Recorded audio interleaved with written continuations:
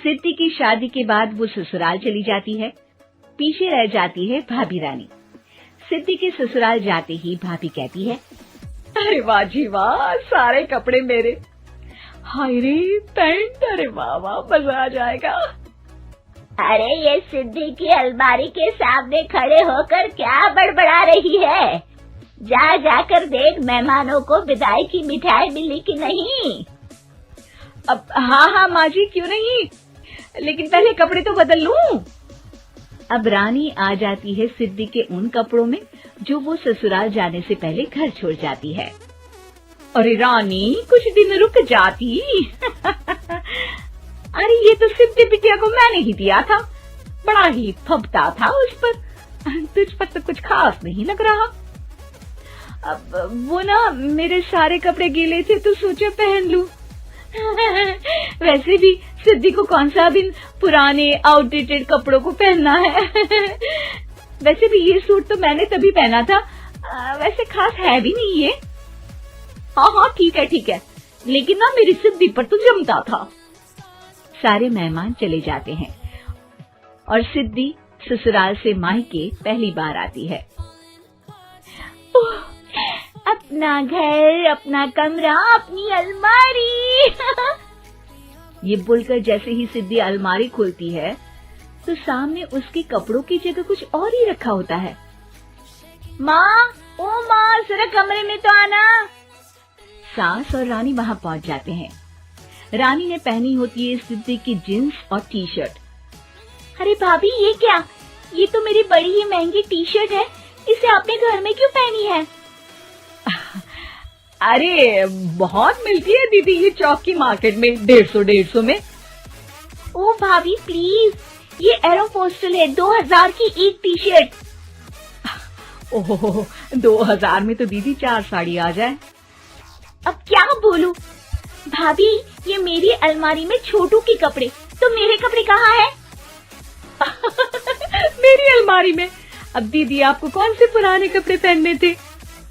माना भाभी, लेकिन मैं जब घर आती तो यही सब पहनती ना। अरे तुम तो बड़ी कंजूस हो दीदी। खैर, वक्त आता है जब सिद्धि ससुराल के लिए रवाना हो रही होती है।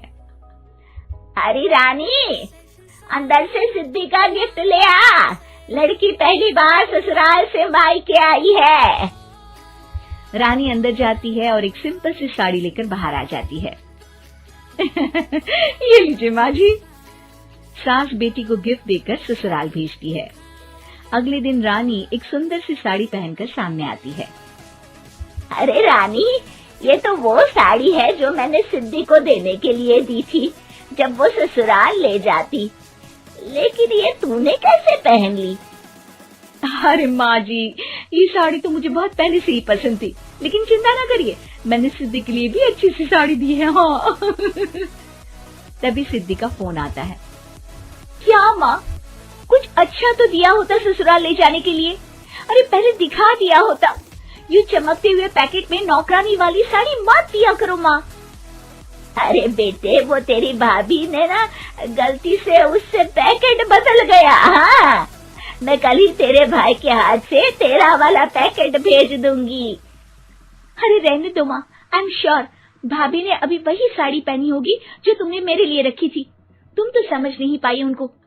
खैर छोड़ो, मैं ज्यादा बोलती अच्छी नहीं लगती, रहने दो, आपको उन्हीं के साथ रहना है, फिर बात करेंगे।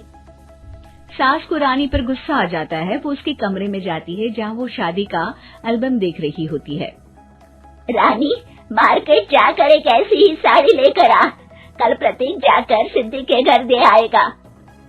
अरे क्यों माँ जी, कितनी साड़ी देनी है दीदी को? यहाँ कोई सेल लगी है क्या? अरे चुप कर, मेरे बेटी के हिस्से की साड़ी खुद पहन ली, अब ज्यादा ज्ञान बांट रही है। एक दिन सिद्धि का फोन आता है।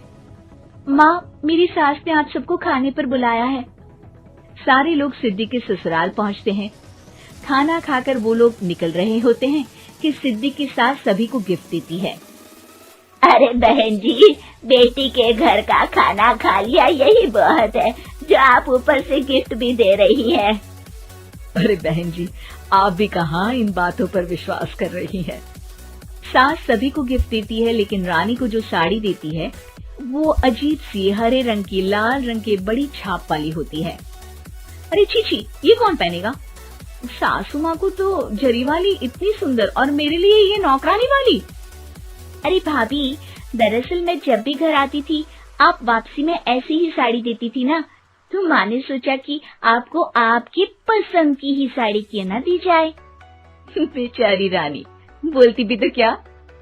सिद्धि और सास रानी का चेहरा देखकर हंसने लगती है, तो रानी समझ जाती है कि अपने ही बिछाए जाल में वो फंस चुकी है।